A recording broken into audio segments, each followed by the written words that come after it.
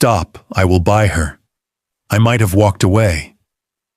But then I saw it. On her bare shoulder, half hidden by the torn strap of her strange dress, was a tattoo, a spiraling mark in black ink shaped like a bird taking flight.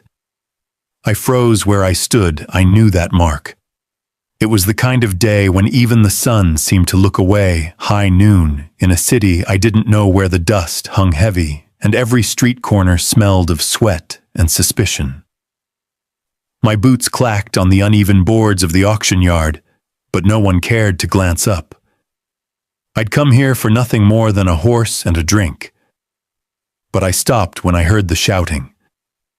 The crowd was gathered tight in a small square between two warehouses, their voices a mixture of laughter, jeers, and cold-blooded commerce.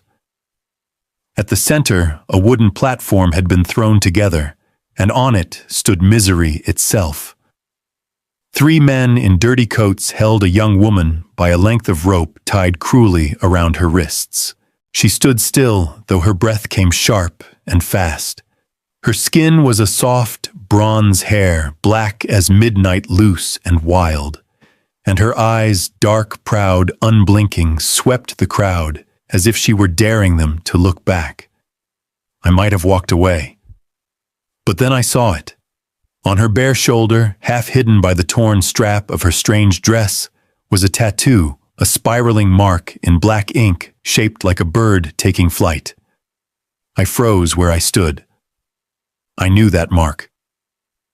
5 years ago, lying half dead in the dust of the desert, I'd seen the same mark on the hand of the man who pulled me from the ground and gave me water when no one else would. He was the chief of a tribe that didn't even have a name in my language, and he had saved my life without asking a thing in return.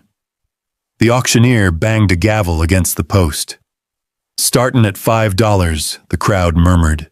Some laughed at how cheap she was. "5, hell, she ain't worth that much," someone snorted. Her eyes flicked toward the sound, but still she didn't flinch. The crowd pressed closer, some with hunger in their eyes, others with nothing but disdain. I stepped forward without thinking. "5," I said, my voice carrying across the square. The laughter quieted some. Heads turned toward me. The auctioneer blinked, then shrugged. "Sold." I climbed the steps and handed over the coins. As the man untied her wrists and shoved her toward me, I finally met her eyes, and though she didn't say a word, I saw the flicker of surprise, of recognition in them. Her arms trembled, but her chin stayed high. I put my hand on her shoulder, careful but firm, and steered her off the platform. The murmurs behind us followed like a bad wind. "What's the cowboy want with that cursed thing? Fool don't know what he's bought. Let him take her, she'll bring him nothing but death." I ignored them all. We walked together out of the yard and down the side street, her small steps quick to keep up with mine. I could feel the crowd's eyes on my back the whole way, but I didn't care. When we were far enough from the square, I stopped and turned to face her. She didn't speak, not yet, but her eyes stayed locked on mine, and for the first time I saw what was behind them. Fear, yes, but something sharper too. "You know why I bought you?" I asked, quiet enough that no one else could hear. For a moment she hesitated, then she shook her head. I tipped my hat back and said, "Because 5 years ago your father saved me, and it's about time I paid him back." For the first time all day her lips parted, and though her voice was hoarse from thirst and dust, it was strong. "You remember him?" she whispered. "I do," I said. And though I couldn't yet guess what hell lay ahead, I knew one thing as sure as the sky above us: I hadn't just bought her freedom. I'd bought myself a fight. We didn't talk much as we walked. There wasn't much to say, and the city's streets were too full of watching eyes. I led her through the back alleys away from the crowds until we reached the livery where I'd left my horse. She followed close but kept her distance. I caught her glancing over her shoulder more than once, and I couldn't blame her. Folks back there had looked at her like she was a curse someone else ought to carry. When we reached the stable, I stopped and untied my horse. She stood there quietly, hands still red where the ropes had bitten her skin. "What's your name?" I asked. She hesitated, then soft but steady, "Anoki." "Anoki," I repeated. "I'm Wes." She nodded once. I swung into the saddle, then held a hand down. She looked at it, her dark eyes narrowing for a second. Then she climbed up behind me without another word. We rode out of that city in silence, the sound of hooves on hard-packed dirt the only thing between us. It wasn't until the buildings fell away behind us and the plains opened wide again that she finally spoke. "You didn't have to do it," she murmured. "I know," I said. "Why? Because your father saved me once," I told her. "Out in the desert, I'd been shot and left for dead. He patched me up, gave me water, food, let me sleep under his roof." I could feel her shift slightly behind me, her hands gripping the saddle tighter. "That was my father," she said softly. "Tawa." "That was him," I nodded. Then her voice hardened. "He's dead now." I frowned but didn't press. "Not yet." We rode another mile before she spoke again, her words sharp and quiet. "They came to our village at night. Men with guns. Said we had to pay or burn. My father wouldn't give them what they wanted, so they took us instead." Her breath hitched, but she didn't stop. "They took me and my sisters, 3 of us. I'm the oldest. We fought them. I broke loose and ran. They caught me again the next day, but not before I saw what they did to my father. I didn't ask. I didn't need to. They were going to sell me too." She finished, her voice low. "Like my sisters. But I don't know where they took them." Her words sat heavy between us. I kept my eyes ahead on the long stretch of empty land. "You know who they were?" I asked finally. She nodded. "Outlaws. A gang. I know their leader's face, I'll never forget it." Her tone sent a chill through me. "How many of them?" 10, maybe 12. "More back at their camp." I spat into the dust. "That's a lot of men for 2 people to handle." Her hands clenched at my sides. "They took my sisters, I know," I said. She leaned closer, her breath hot at my ear. "You're not afraid, are you?" I smirked despite myself. "Not yet," I said. We rode on until the sky deepened to purple and the stars blinked awake. We made camp by a dry creek bed with just a small fire to keep the chill off. I handed her a piece of jerky and poured water into a tin cup. She took them without a word. After we ate, she finally met my eyes across the fire. "Wes," she said. "Yeah, I know where they'll take them. There's a canyon west of here. Devil's Cut. That's where they keep what they steal before they sell it. Women. Horses. Anything." I nodded slowly. "How far if we ride hard by tomorrow night?" I leaned back, staring up at the stars. "Then tomorrow we ride hard," I said. Her lips curled just slightly, like she almost believed me. And for the first time all day she looked like she might sleep. As she settled down against her blanket, she murmured one last thing, her voice so low I almost missed it. "My sisters' names are Kiona and Misu." I nodded to the darkness. "Kiona. Misu," I repeated. "We'll bring them home." And though the fire cracked and the night stretched cold around us, I felt something new settle into my chest, heavier than any gun or saddle I'd carried. A debt. Not just to her father anymore, but to her. To all 3 of them. And come morning, I aimed to pay it in full. We broke camp before the sun rose, when the desert air still had bite and the stars had just begun to fade. Anoki moved with quiet purpose, her strange tribal dress now cinched tight to let her ride easier, the feather in her hair trembling in the chill wind. Neither of us spoke much. The road ahead was long and the stakes too high for wasted breath. By the time the first streaks of gold split the horizon, we were already miles away from that cursed city. Dust curled up under my horse's hooves and the land stretched out before us, flat, merciless, empty, save for a few lonely cacti and rocks stacked like gravestones. Anoki sat behind me, her hands steady at my belt, her eyes always scanning the horizon. Every so often she'd point and murmur, "They're guiding me toward faint signs I would have missed. Hoofprints shallow in dry earth, a snapped bush branch, ashes from an old campfire." It was clear enough she'd grown up in these lands, and I though I'd ridden them, plenty felt almost clumsy compared to her quiet expertise. We rode fast through the morning and slowed only when the sun climbed high and the heat began to press down.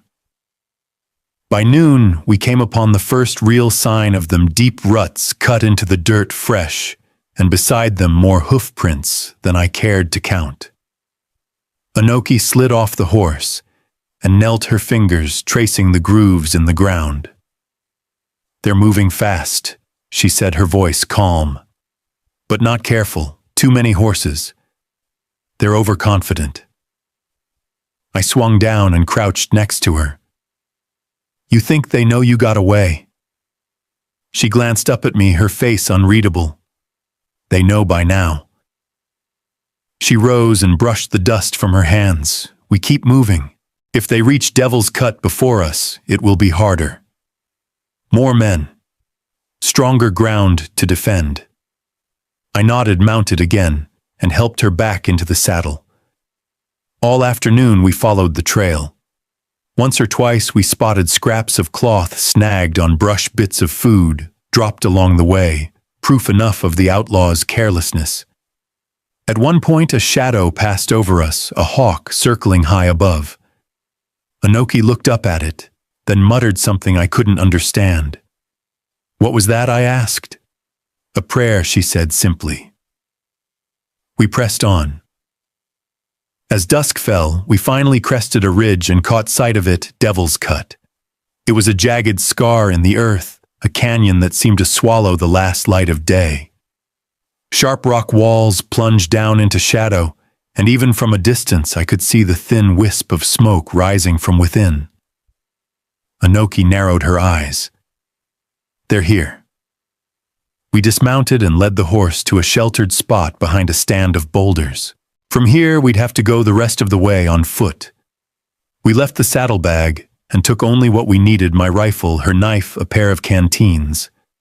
As we approached the edge of the canyon, the sound of voices drifted up, laughter, the occasional harsh bark of an order.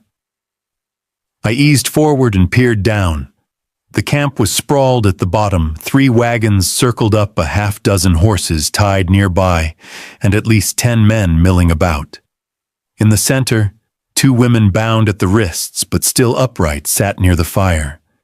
Even in the fading light I could tell they shared Anoki's proud bearing, though their faces were pale and drawn. Anoki crouched beside me, her fingers digging into the rock. "Kiona," she whispered. "Misu." Her eyes burned, but her voice stayed steady. I counted heads. 12 men, just like she'd said. Most carried pistols, a few had rifles slung lazily over their shoulders. A sentry stood farther up the path, but he looked more interested in his flask than the darkness beyond. "They're cocky," I murmured. Anoki's lips tightened. "They don't expect anyone to come for them." I pulled back and sat with my back to the rock, thinking. 2 of us against 12, I said finally. "If we go in loud, we won't make it far." Her gaze met mine, hard and unflinching. "We wait," she said. "We watch. Tonight we cut their throats while they sleep if we have to." I almost smiled. "You really are your father's daughter," I muttered. That earned me the faintest flicker of a grin before she looked back toward the canyon. We settled into position as darkness swallowed the camp below. I checked my rifle, counting the rounds, while she ran her thumb along the blade of her knife, murmuring under her breath again, It wasn't a prayer this time. It was a promise. And as the stars came out and the fire below burned low, I found myself making the same promise. To her, to her sisters, to myself. We'd bring them out of that pit, and God help anyone who tried to stop us. The night settled heavy and black over the canyon. The only light came from the outlaws' campfire below, flickering against the jagged walls of Devil's Cut. Anoki and I lay flat on a ledge overlooking the camp, the rock cold beneath us, the air thick with the smell of smoke and horses. Below, the men laughed and passed bottles around, their voices echoing faintly up the canyon. The two girls, Kiona and Misu, sat close to the fire, their hands-bound heads bowed. I watched the sentry at the upper path, still leaning on his rifle, still more drunk than alert. I turned to Anoki. "We wait until they bed down," I whispered. She nodded, once her eyes never leaving her sister's. Hours passed slow as honey. One by one, the outlaws drifted off, curling into their blankets, boots still on pistols tucked under their arms. At last, the canyon fell quiet, but for the crackle of the dying fire and the occasional snort of a horse. I gave her a look. She answered with a steady breath. We moved. Slipping down a narrow goat trail, we hugged the shadows. The rock walls swallowed us in darkness, our boots silent on the sand. When we reached the sentry, he was snoring softly against a boulder, his rifle resting loose across his knees. Anoki didn't hesitate. She slid her knife across his throat, catching him before he could even gasp. She eased him to the ground and wiped her blade on his coat. We pressed on. At the edge of the camp, I stopped and studied the sleeping forms. There were more than we thought, 14, maybe 15 men in all. Too many to take head-on, but luck was on our side. The two sisters were tied to a post a few feet from the wagons, far enough from the men that we could reach them before anyone stirred. We crept forward, slow and low, every nerve in me stretched thin. When we reached them, Kiona's eyes snapped open. Even in the faint light, I saw the fear there, then recognition as she looked at Anoki. Anoki pressed a finger to her lips, then cut the ropes at their wrists. Misu let out a tiny sob as her hands fell free, but Anoki hushed her with a touch. I motioned them both toward the rocks. We'd nearly made it back when a bottle clinked against the stones behind us. We froze. One of the outlaws had rolled over his hand, knocking the bottle loose. His eyes fluttered open. For a second, the whole world held its breath. Then he sat up, blinking blearily at us. Hey, that was all he got out. My knife sank into his chest before he could make a sound. I caught him as he fell, lowering him to the ground, my heart pounding loud in my ears. But it was too late. Another man stirred, then another. And then the shouting began. We ran. The sisters clung to each other's skirts, catching on the rocks as we scrambled up the trail. Behind us, voices roared, gunshots cracked through the night, bullets sparking off stone. I shoved Misu ahead of me and fired back down the path, dropping one man before he could clear his pistol. Anoki stayed close, her knife flashing, when a bandit lunged at her from the shadows. The climb was hell loose, gravel, steep switchbacks, but we made it to the ridge just as the outlaws spilled out of the camp below. I pulled the sisters behind a boulder and dropped to one knee, working the lever of my rifle. The first few men charged up the trail shouting curses, but the canyon worked against them, narrow, exposed, with no room to dodge. I shot the lead man square in the chest, and he tumbled back into the others, buying us a few precious seconds. Go, I barked. Anoki grabbed her sisters and hauled them toward the horses while I laid down fire, each shot cracking through the night, each bandit who fell buying us another heartbeat. When my rifle clicked empty, I swung it over my shoulder and sprinted after them. The horses were skittish from the noise, but still there.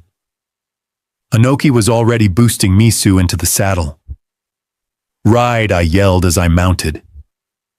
We thundered out into the desert just as the first outlaws crested the ridge. Bullets whined past us, kicking up dust, but none found their mark. We rode hard and fast, the wind whipping against us, the ground a blur beneath the hooves. When the canyon finally fell away behind us, and no more shots came, I slowed and glanced back. The ridgeline was empty. We'd made it.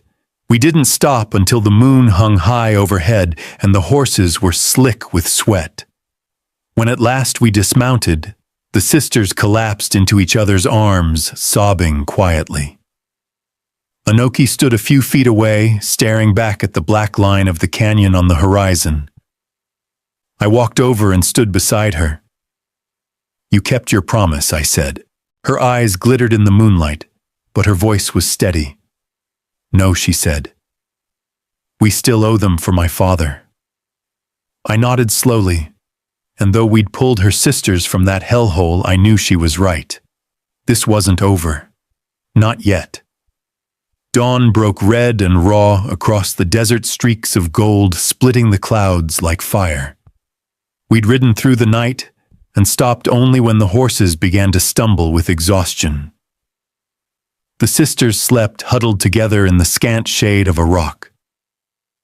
Anoki and I stayed awake, crouched at the edge of the camp. We'd made our eyes fixed on the empty horizon behind us. Neither of us spoke, but we didn't have to. They'd come for us. And we meant to meet them halfway.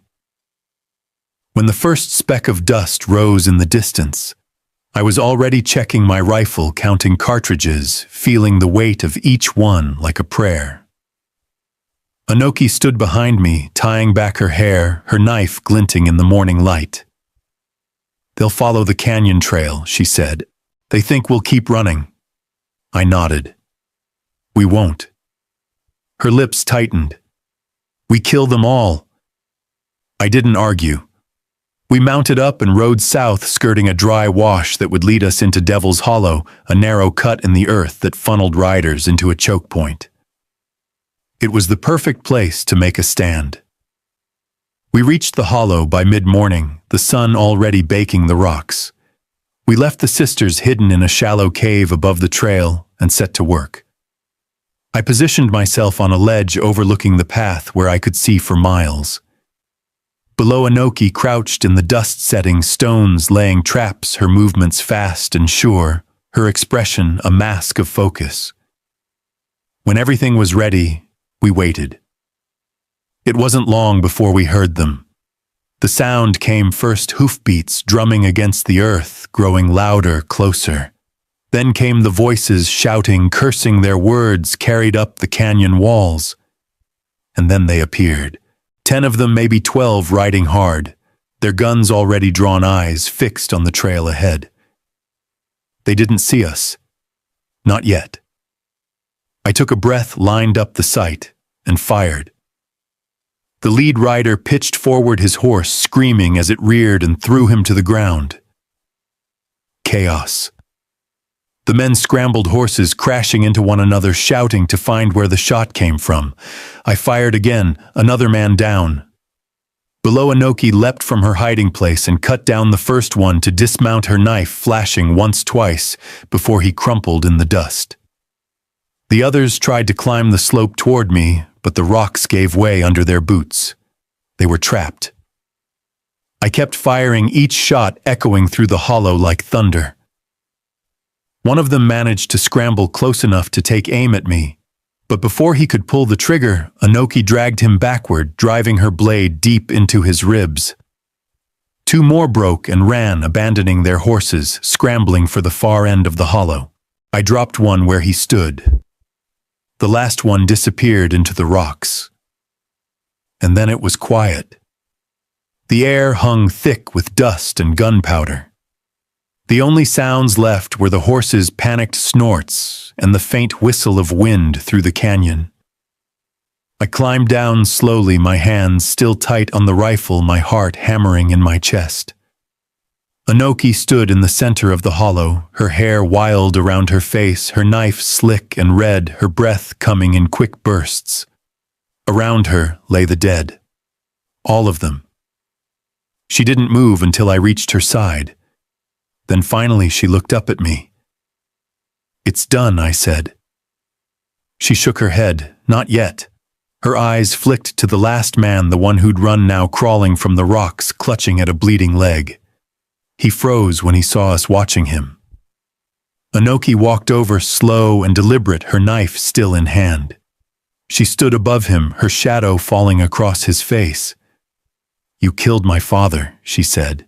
The man's mouth opened, but no sound came out. Her knife flashed once more, and then he was still. She straightened, wiping the blade clean on her skirt, and turned back to me. Now it was done. We collected what we could from the body's ammunition, water, anything useful, and untied the bandits' horses, letting them scatter into the desert. When we climbed back to where the sisters waited, they stood in silence, their eyes wide and solemn. Kiona reached out and took Anoki's hand. Misu whispered something I couldn't hear. And just like that, the weight of it all seemed to lift a little. We mounted up and began the long ride back north. The sun was high now, and though my arms ached and my throat was dry, I couldn't help but glance at Anoki riding ahead, her shoulders straight, her chin high. The wind caught the feather in her hair, sending it dancing behind her like a banner. And for the first time I allowed myself to believe we might just make it home. We rode through the night again, though this time there was no sense of flight, only a quiet determination to bring the sisters home before another dawn.